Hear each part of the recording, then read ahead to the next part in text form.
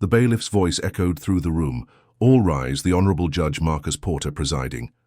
Everyone stood as Judge Porter entered, then took their seats when he gestured. The bailiff, Jeff, escorted in the defendant. "This is court case number 93339, Judge Porter began. Darius Redvine versus Officer Samuel Ortega. Mr. Redvine, you are the plaintiff.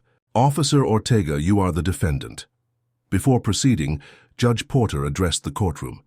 "As many of you know, I am still a police officer with the Maplewood Police Department. Officer Ortega is also employed with the same department. Despite that, I believe I can remain impartial and render a fair judgment." He turned to the bailiff. "Jeff, is the defendant causing any issues?" "No, Your Honor," Jeff replied. Officer Ortega, however, had insisted on placing a spit hood over Darius Redvine's head. Ortega claimed Darius had spit on him during the arrest. Judge Porter frowned. "Mr. Redvine, if I order that hood removed, will you conduct yourself properly in my courtroom?" "Yes, Your Honor," Darius replied quietly. "Very well, Jeff, remove it." Once it was taken off, Judge Porter faced the plaintiff. "Mr. Redvine, you are suing for $25,000 in damages for pain and suffering, and you are asking for the charges against you to be dismissed. Please tell us your side." Darius spoke, his voice strained but steady. "I was sitting on a park bench meditating, minding my own business. Officer Ortega approached me and started asking questions. I didn't answer. I didn't see why I needed to. I asked for a supervisor. That must have upset him because next thing I know, he's accusing me of a crime I still don't even understand. I never got paperwork. I never got told what I was being charged with." Judge Porter turned to the defendant. "Officer Ortega, your response?" Ortega adjusted his stance. "We got a call about suspicious activity in the park. There had been a robbery and kidnapping nearby. The suspect matched Mr. Redvine's description. When I approached him, he fit the profile, so I detained him. He later confessed at the station." "Confessed?" Judge Porter asked sharply. "Where did this confession take place?" "In the interrogation room at the precinct." "Were there other officers present?" "No, Your Honor, just him and me."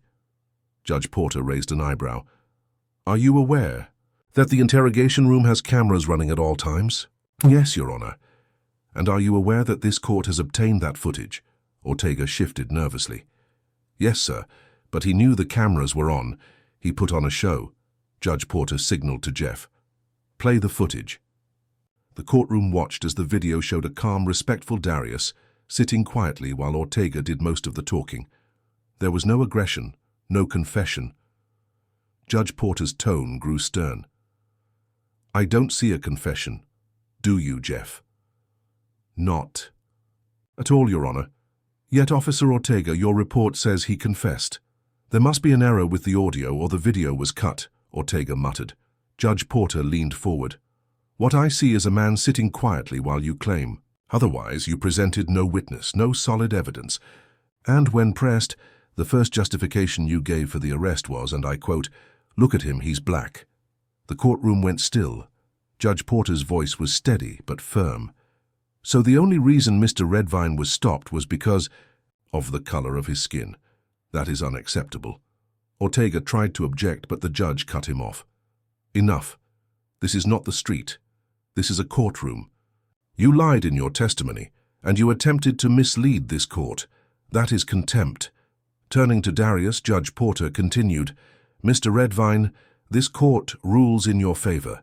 You are awarded $25,000 in damages. Officer Ortega will pay personally. The city will not cover it." The gavel struck once hard. "Jeff, take Officer Ortega into custody for contempt of court," the officer protested, but Judge Porter silenced him with a glare. "Remain quiet until you have counsel." Finally, the judge looked at Darius with empathy. "On behalf of the Maplewood District Court and the people of this community, I offer you a formal apology. What happened to you was unjust and shameful. This is not who we are, and it will be addressed." He struck the gavel once more. "Court is adjourned."